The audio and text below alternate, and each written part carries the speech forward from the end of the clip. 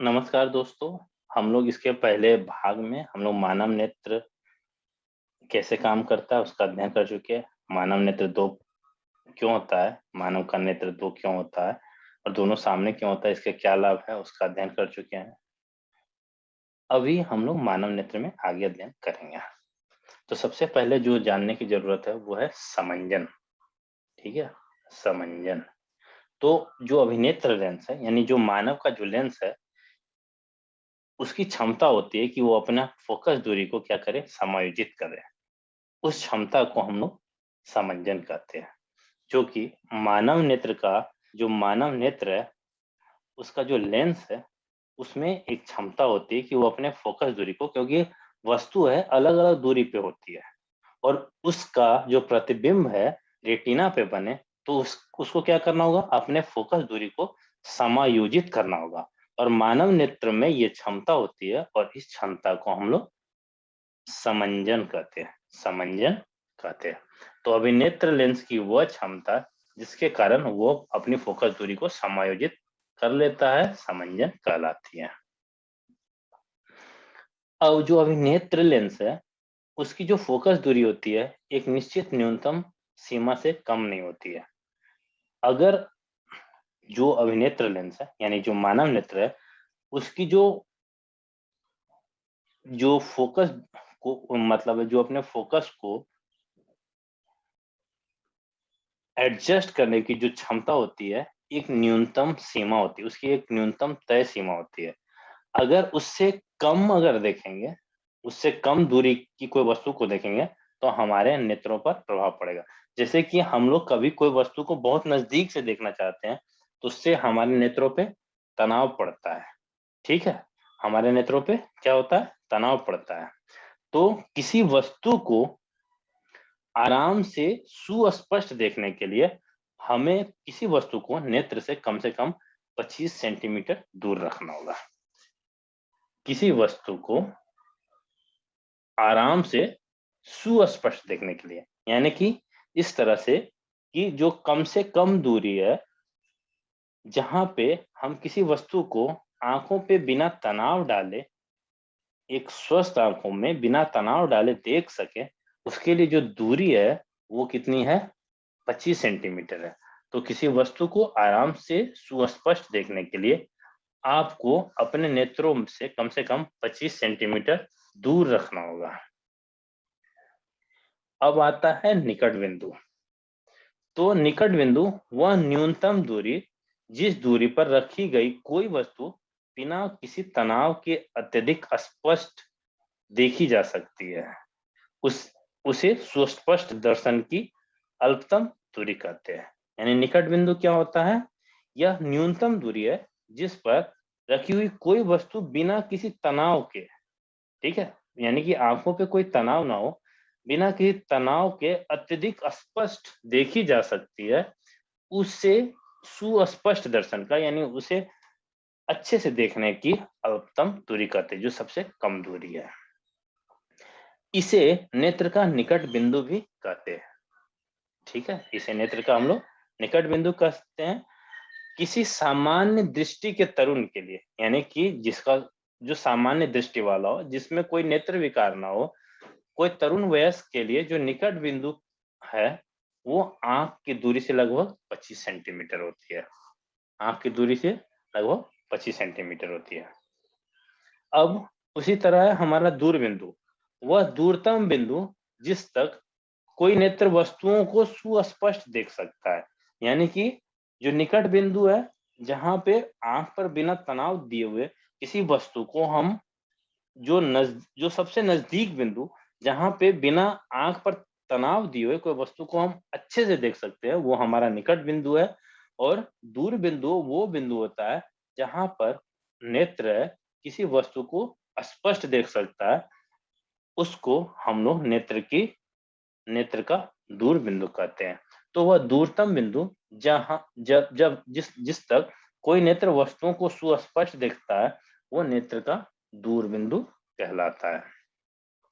सामान्य नेत्र के लिए जो एक स्वस्थ नेत्र है यह दूरी क्या होती है, अनंत दूरी पे होती है। और जो सामान्य नेत्र है उसका जो निकट बिंदु है वो 25 सेंटीमीटर होता है और दूरतम बिंदु अनंत होता है।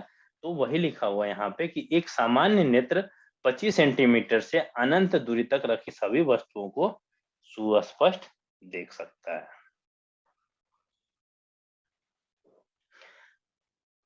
अब दृष्टि तंत्र का अगर कोई भी भाग है, अगर वो क्षतिग्रस्त हो जाए या उसमें कोई कुसंक्रिया हो जाए, तो जो हमारा दृष्टि पर प्रकार्य है, उसकी जो क्षमता है उसमें क्षति हो सकती है। जैसे कि हमारे मानव नेत्र के दृष्टि तंत्र में बहुत सारे भाग हैं, जैसे कि हमारा कॉर्निया है, पुतली है, कॉर्निया जिसे हम लोग स्वच्छमंडल के नाम से भी जानते हैं, पुतली है, अभिनेत्र लेंस है, या रेटिना जैसी कोई भी संरचना है या दृक तंत्रिका है, अगर किसी तरह से यह क्षतिग्रस्त हो जाए तो हमें चाक्षुष विकृति उत्पन्न हो सकती है, हमें वस्तुओं को देखने में मुश्किल या समस्या होती है। अब जो अभिनेत्र लेंस है वो क्या होता है, जैसे कि हम लोग जानते हैं कि जो हम लोग अपने दैनिक जनजीवन में लेंस का जो उपयोग करते हैं वो शीशा का या फाइबर का होता है, कांच फाइबर, ठीक है, ग्लास। तो जो हमारा आंख का जो लेंस होता है वो रेशेदार जेलीवर्त पदार्थ से बना होता है। जो हमारा आंख का लेंस होता है, जो मानव नेत्र का जो लेंस होता है, वो रेशेदार जेली जेली की तरह जेली से जेलीवत पदार्थ का बना हुआ होता है। इसकी वक्रता कुछ हद तक पश्चिमावी पेशियों द्वारा रूपांतरित किया जा सकता है। तो जो हमारा जो लेंस है उसकी वक्रता को हम लोग पश्चिमावी पेशियों से मतलब पश्चिमावी पेशियों द्वारा उसका रूपांतरण किया जा सकता है। और इसकी वक्रता जब अभी लेंस लेंस की वक्रता परिवर्तित हो जाएगी तो इसका जो फोकस दूरी है वो परिवर्तित हो जाएगा। कि कोई भी लेंस है उसकी वक्रता को अगर हम परिवर्तित कर देंगे तो उसका क्या होगा, फोकस दूरी क्या होगा, परिवर्तित हो जाएगा, घट सकता है या फोकस दूरी बढ़ सकता है। तो जो हमारा अभिनेत्र लेंस है वो है एक जेलीवत पदार्थ होता है, रेशेदार जेलीवत पदार्थ से, और ये पश्चिमावी पेशियों द्वारा इसकी वक्रता का रूपांतरण किया जा सकता है। और अगर इसकी वक्रता का रूपांतरण होगा तो जो हमारे अभिनेत्र लेंस की है फोकस दूरी परिवर्तित हो जाती है। जब पेशियां शिथिल हो जाती है, ठीक है, यानी कि हम लोग किस पेशियों की बात कर रहे हैं, पश्चिमावी पेशियों की। जब पेशियां शिथिल हो जाती है तो अभिनेत्र लेंस पतला हो जाता है। इस प्रकार इसकी फोकस दूरी क्या होगी, बढ़ जाएगी। जब लेंस पतला होगा तो जाहिर सी बात है कि इसकी फोकस दूरी बढ़ जाएगी। इस स्थिति में हम दूर रखी वस्तुओं को स्पष्ट देख पाने में समर्थ होते हैं, ठीक है।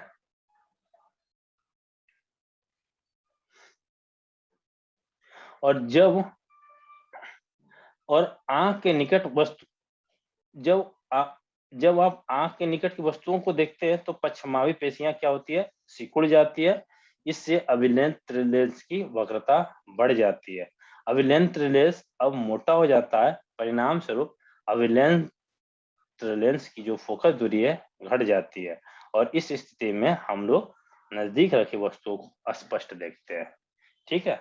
तो जब इसकी फोकस दूरी जो अभिनेत्र लेंस है अगर वो पतला होता है तो इसकी फोकस दूरी बढ़ जाती है, तो दूर रखी वस्तुओं को हम लोग स्पष्ट देख पाते हैं। और जब अभिनेत्र लेंस है, जब जो नजदीक रखी वस्तु है उसमें क्या होता है, अभिनेत्र लेंस की जो वक्रता है बढ़ जाती है और जो अभिनेत्र लेंस है वो थोड़ा मोटा हो जाता है। इसके फलस्वरूप क्या होता है कि जो अभिनेत्र लेंस की जो फोकस दूरी है वो क्या होगी, घट जाएगी और इससे हम निकट रखी वस्तुओं को स्पष्ट देख सकते हैं। कभी कभी अधिक आयु के कुछ व्यक्तियों के नेत्र का क्रिस्टलीय लेंस दुधिया तथा धुंधला हो जाता है, ठीक है। तो हम लोग मोतियाबिंद के बारे में अध्ययन कर रहे हैं। तो कभी कभी अधिक आयु के कुछ व्यक्तियों के नेत्र का क्रिस्टलीय लेंस दुधिया तथा धुंधला हो जाता है। इस स्थिति को मोतियाबिंद कहते हैं। इसके कारण नेत्र की दृष्टि में कमी या पूर्ण रूप से दृष्टि क्षय हो जाता है, यानी कि नेत्र की दृष्टि चली जाती है या उसके दृष्टि में कमी हो जाती है। इसके कारण नेत्र की दृष्टि में कमी या पूर्ण रूप से दृष्टि में क्षय हो जाता है। मोतियाबिंद की शल्य चिकित्सा के पश्चात दृष्टि का वापस लौटना संभव होता है। ठीक है, तो जो अधिक आयु के व्यक्ति है उनका कभी कभी क्या होता है, क्रिस्टलीय लेंस क्या होता है, दुधिया तथा धुंधला हो जाता है। इसको मोतियाबिंद कहते हैं और इसमें नेत्र की दृष्टि में कमी या पूर्ण रूप से दृष्टि का क्षय हो जाता है। और अगर इसकी फिर चिकित्सा करवा दी जाए तो दृष्टि का लौटना संभव होता है। अब हम लोग जिस भाग का अध्ययन करेंगे वो बहुत महत्वपूर्ण भाग है और भाग का नाम है दृष्टि दोष तथा उनका संशोधन। तो नेत्र में एक खास क्षमता होती है जिसको समंजन क्षमता कहते हैं। ठीक है, और समंजन क्षमता अगर प्रभावित हो जाएगी तो जो वस्तु है जिसका प्रतिबिंब रेटिना पे बनना चाहिए, यानी कि जो हमारा नेत्र है किसी वस्तु का प्रतिबिंब रेटिना पे बनाता है, वो रेटिना पे बनाने में सक्षम नहीं होता है क्योंकि उसमें जो समंजन क्षमता है वो कम जाती है। तो ऐसे ऐसे हालत में जो व्यक्ति है किसी वस्तु को अच्छे तरीके से नहीं देख पाता और उसकी दृष्टि क्या होती है, धुंधली हो जाती है। ठीक है, तो दृष्टि दोष का क्या कारण है कि कभी-कभी क्या होता है, जो नेत्र है वो अपना धीरे-धीरे अपना क्या होता है, समझने क्षमता खो देता है या कम कर देता है। तो इस स्थिति में क्या होता है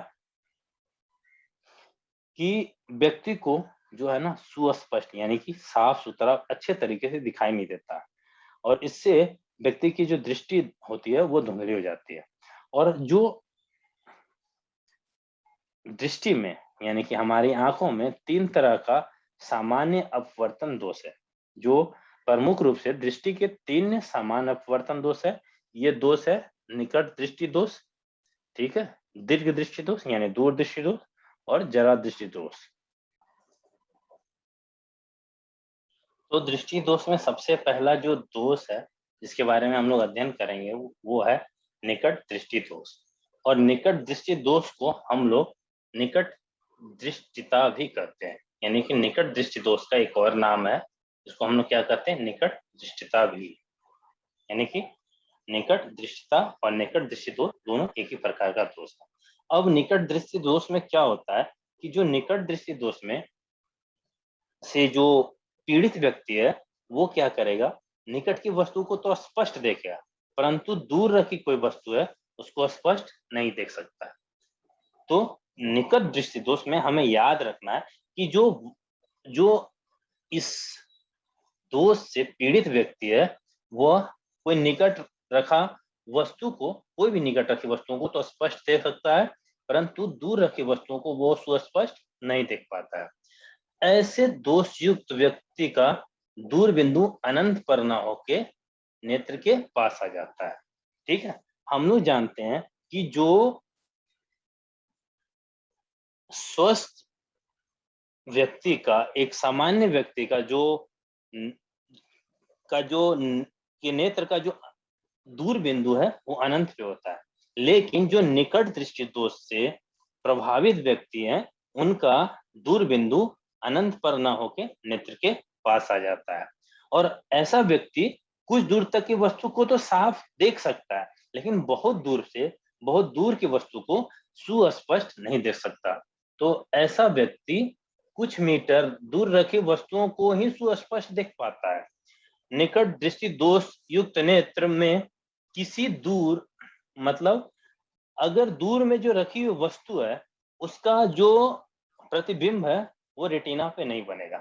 हमें हमेशा याद रखना है कि किसी तरह का दृष्टि दोष हो, चाहे निकट दृष्टि दोष हो, दूर दृष्टि दोष हो या जरा दृष्टि दोष हो, इन सभी में एक चीज जो सामान्य है कि इनमें जो वस्तु का प्रतिबिंब है वो रेटिना पे नहीं बनेगा। रेटिना जिसको हम लोग दृष्टि पटल भी कहते हैं, तो कोई भी दृष्टि दोष है उसमें जो वस्तु का प्रतिबिंब है वो रेटिना पे नहीं बनता है, वो रेटिना के आगे बन जाएगा या पीछे बन जाएगा। तो निकट दृष्टि दोष से जो संबंधित व्यक्ति है उसमें उस उसका जो प्रतिबिंब है वो दृष्टि पटल पे न बनकर दृष्टि पटल के सामने बनता है, जैसा कि हम लोग इस चित्र में देख सकते हैं। ये अनंत से कोई अनंत पे रखी कोई वस्तु है जो आ रही है और इसका जो प्रतिबिंब है वो हमारे रेटिना पे बनना चाहिए था। ठीक है, रेटिना पे बनना चाहिए था, लेकिन ये रेटिना पे बनकर नहीं, रेटिना के सामने बनता है। और ऐसे दोष को हम लोग निकट दृष्टि दोष कहते हैं। अब इस दोष के उत्पन्न होने का कारण क्या है? तो अभिनेत्र लेंस की वक्रता अगर अधिक हो जाएगी, अगर जो अभिनेत्र लेंस है उसकी वक्रता अधिक हो जाएगी तो हमें निकट दृष्टि दोष हो जाएगा। और नेत्र गोलक हो अगर लंबा हो जाएगा, ठीक है, नेत्र गोलक का लंबा हो जाना, ठीक है। दो केस में निकट दृष्टि दोष हो सकता है। पहला कि अभिनेत्र लेंस की वक्रता अधिक हो जाए, ठीक है, और जो नेत्र गोलक है वो लंबा हो जाए। अब इसका निवारण क्या है?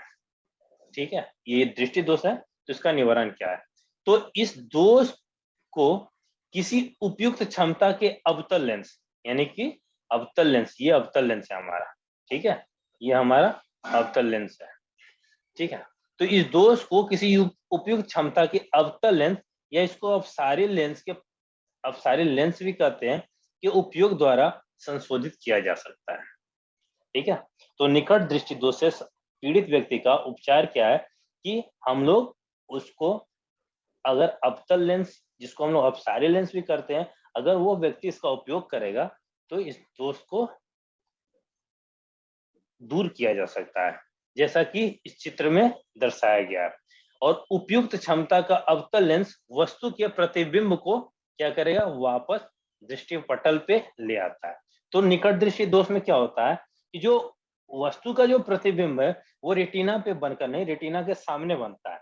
तो हम लोग क्या करेंगे, अगर अपसारी लेंस या जिसको अवतल लेंस कहते हैं उसका अगर प्रयोग करेंगे तो इस प्रकार के दोष का हम लोग संशोधन कर सकते हैं। ये है हमारा निकट दृष्टि दोष। अब दूसरा होता है दीर्घ दृष्टि दोष, ठीक है। दीर्घ दृष्टि दोष को दूरदृष्टता भी कहते हैं, जैसे निकट दृष्टि दोष को निकट दृष्टता भी कहते थे, उसी तरह दीर्घ दृष्टि दोष को दूरदृष्टता भी कहते हैं। अब जो दूर दीर्घ और जो दीर्घ दृष्टि दोष युक्त कोई व्यक्ति है वो दूर के वस्तु को तो स्पष्ट देख सकता है, परंतु उसके जो नजदीक में रखी वस्तु है उसको सुस्पष्ट तरीके से नहीं देख पाता है। और ऐसे दोष युक्त व्यक्ति का जो निकट बिंदु है, जो सामान्य निकट बिंदु है, वो 25 सेंटीमीटर होता है, उससे दूर हट जाता है। तो इसमें क्या होता है कि दीर्घ दृष्टि दोष युक्त कोई व्यक्ति दूर की वस्तुओं को तो स्पष्ट देख सकता है, परंतु निकट रखी वस्तुओं को सुस्पष्ट नहीं देख पाता है। ऐसे दोष युक्त व्यक्ति का निकट बिंदु, सामान्यतः जो निकट बिंदु है हमारा क्या होता है 25 सेंटीमीटर होता है, उससे क्या होता है दूर हट जाता है। तो जो निकट बिंदु होता है एक सामान्य आंख के लिए 25 सेंटीमीटर होता है, इसका दूर हट जाता है। ऐसे व्यक्ति को आराम से सुस्पष्ट पढ़ने के लिए अगर कोई चीज को उसको देखना हो, पढ़ना हो, तो पठन सामग्री को नेत्र से 25 सेंटीमीटर से काफी अधिक दूर रखना पड़ता है। इसका कारण यह है कि पास रखी वस्तु से आने वाली प्रकाश किरणें दृष्टिपटल के पीछे फोकसित होती हैं, ठीक है। तो दीर्घ दृष्टि दोष के बारे में दो तीन महत्वपूर्ण बिंदु क्या है। दृष्टि दोष में जो दूर की वस्तु है उसको सुस्पष्ट देखा जा सकता है, परंतु जो नजदीक की वस्तु है उसको सुस्पष्ट नहीं देखा जा सकता। और जो सामान्य निकट बिंदु होता है वो होता है 25 सेंटीमीटर आंखों के लिए, सामान्य आंखों के लिए जो स्वस्थ आंख है उसके लिए जो निकट बिंदु वो 25 सेंटीमीटर होता है। लेकिन जो दीर्घ दृष्टि दोष युक्त से मुक्त से युक्त व्यक्ति है उसका जो निकट बिंदु है वो 25 सेंटीमीटर से दूर हट जाता है। और इसके कारण उसको कोई भी चीज अगर पढ़ना हो तो वस्तु को या ठीक से देखना हो तो वस्तु को 25 सेंटीमीटर से दूर रखेगा, ठीक है। अब इसमें क्या होता है कि जो दीर्घ दृष्टि दोष होता है इसमें जो वस्तु है इसमें आने वाली जो प्रकाश की किरण है वो रेटिना के पीछे फोकसित होती है। निकट दृष्टि दोष में हम लोग देख रहे थे कि वो आगे फोकसित होती थी, और दीर्घ दृष्टि दोष में वो जो जो नजदीक में रखी वस्तु है वो जो प्रकाश की किरणें हैं तो जो जिससे प्रतिबिंब बनता है, उन प्रकाश किरणों से वस्तु से निकलती हुई प्रकाश किरणों से जो प्रतिबिंब बनता है वो रेटिना के पीछे फोकसित होता है। ठीक है, हमारा प्रतिबिंब कहाँ पे बनना चाहिए, कोई भी वस्तु को सुस्पष्ट कब देख पाएंगे, या प्रतिबिंब रेटिना पे बनेगा, तो रेटिना के यहाँ पे पीछे फोकसित होता है। अब इस दोष के उत्पन्न होने का कारण क्या है, तो इस दोष के उत्पन्न होने का कारण अभिलेंस लेंस है, जो अभिनेत्र लेंस है उसका फोकस दूरी का अत्यधिक अत्यधिक हो जाएगा। अगर उसका फोकस दूरी अत्यधिक हो जाएगा तो दीर्घ दृष्टि दोष हो जाएगा और नेत्र गोलक का छोटा हो जाना।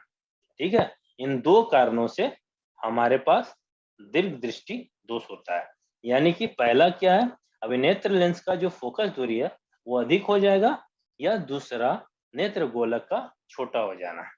अब जो निवारण है, इसका निवारण क्या है, इस दोष को उपयुक्त क्षमता के अभिसारी लेंस, यानी कि इसमें हम लोग जिस लेंस का उपयोग करते हैं इसके निवारण के लिए, वो लेंस होता है हमारा अभिसारी लेंस, जिसको उत्तल लेंस कहते हैं, जैसा कि चित्र में देख सकते हैं, करके संशोधित किया जा सकता है। उत्तल लेंस युक्त चश्मे दृष्टि पटल पर वस्तु का प्रतिबिंब फोकसित करते हैं।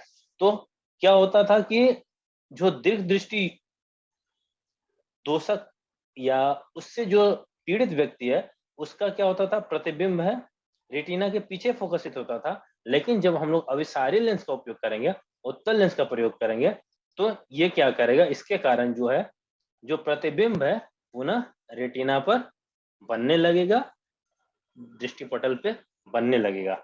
तो आज के क्लास में हम लोग इतना ही देखेंगे, इसके आगे हम लोग अगले क्लास में देखेंगे।